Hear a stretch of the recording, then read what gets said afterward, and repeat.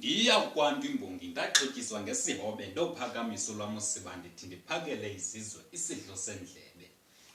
Olwam usiba nguqenqileka Vilindini ndizokuncamlisa izizwe kulo mntu mahlahlahlazo hlwayeleka nasentlango. Khani ndibolekeni indlebe nindivumele nke ndityatyadule ndiniphakele kwesi sami isihobe ndize ndinishini sityise. Ngesami isihobe nditsho ngamazwi ashiya iingcinga eziquqa zibelele engqondweni okomabethe buya izulu lasemthatha ziqhekeze ubuqhilizi yakhe ngokutsha ze siqiqise.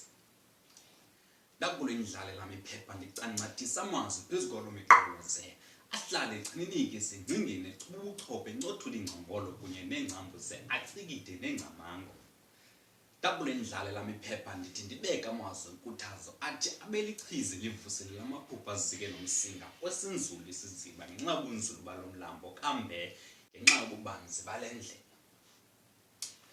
Ndiyimbongi yakwaXhosa ndibizwe ndasabela ze ndafunjathisa usibo lomahambi ihlala kaloku intwambi isithi nca kula maphepha ishiya ubulumko ididiyela inkuthazo ityekeze imfundiso ze ihlwayele ingqiqo nenkcubeko. Ndithi kaloku ndakulo indlale lam iphepha ndithi thaca amazwi akrobisa ezam iingcinga zize nezizwe zichubelane ze zabelane ngengqiqo cincilili. Namatiwane igama ndizokwenza ndizobe isihloko saso kuba unako. Unako ibinzana eliqulathe ingqiqo ichubekileyo ingcamango zonke nekamva eliqaqambileyo injongo layo kukwakha lichithe ubuhlobo kwaba ndichasileyo. Ingqalo yalo kukundithumela ndisingisele incaseni yomobo lindikhokhele kunzibeni sivane njengomsila nejobo. Ewe ndisatsho ukuba ndinako ukugxotha ikati ezikho ntyumbe igqezana lithile kwanzazothumlile ndibe yindoda emadodeni kwiintlanu zakuthi ndiqalekiswe ngesimili ndicikide ndivuthiswe emlilweni ixabiso legolide umntana omqhubi.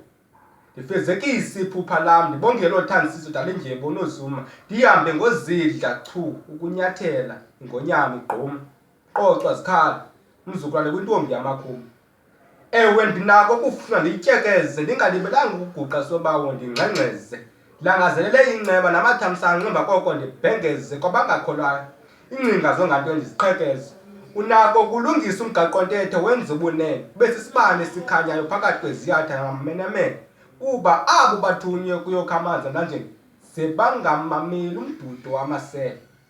Ewe ndithi unako uthi qelele komabili bana uzigcine ngenkuthazo uzithanda. Ukubhadla kuqali xa uneminyaka eli-18 ukuchubeka kuphela iqhenqo hlambeka ingqondo.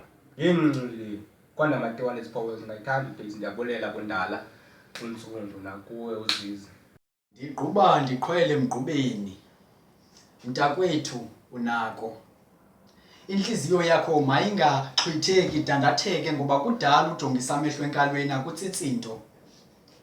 Mntakwethu ubomi buyazenza iziqebheyili walibheka umoya ngoburhuqa kwindlela yerhexe uvuka urhuzuka amadolo.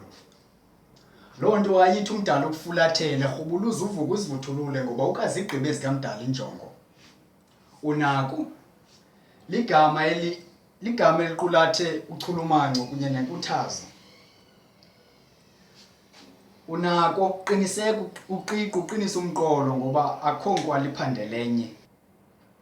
Ndiguzula utyhafo nobutyokololo kwikamva elinokuzisela intsiba utsho ukwazi ukubeka isonka etafileni. Ndichuba amatyholo kuvula indlela ungene kukhanyeni. Susukucinga izinto ezingakhiyo zikhabele kunawe. Mntakwethu intsikizi ingazingelwa yazi ilanga libharhile. Zayo inkosi mazole intlaka ithambile imveku yesibali. Unako kwiintolo zikaSathane unako ukunyonyoba uphumele ngapha kwazo. Isithokothoko sobumnyama sele sigubungele suke sifanekiswe nezithukuthuku zenja ziphelele boyeni bayo. Sele besithi uthuthu ethuthwini uthule lithulwini tutwini bethuna thuthuzelekani usandulele. Lo gama uvuthulo lumbethe ngesifingo ngezonyawo zinentsente. Iintsontelo zikutsalela kweyona ntsumantsumane yentsokolo. Iingamani zithinzithu ubunzima buzenzile. Sele usehlelwa ziziganeko ulahlekelwa ngabahlobo izihlobo nezalamane zishiye inhliziyo ilihlwili ngenxa yodandatheko. apha ekuhlaleni seluyintlekisa ngenxa yentlupheko.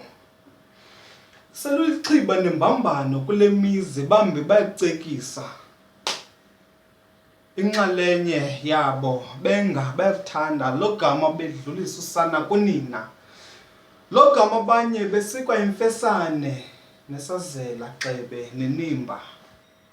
Wakuphakama bakudobelela ngelithi ukhangelisitye kumnyameni ncama nale mfundo ekusebenzeli.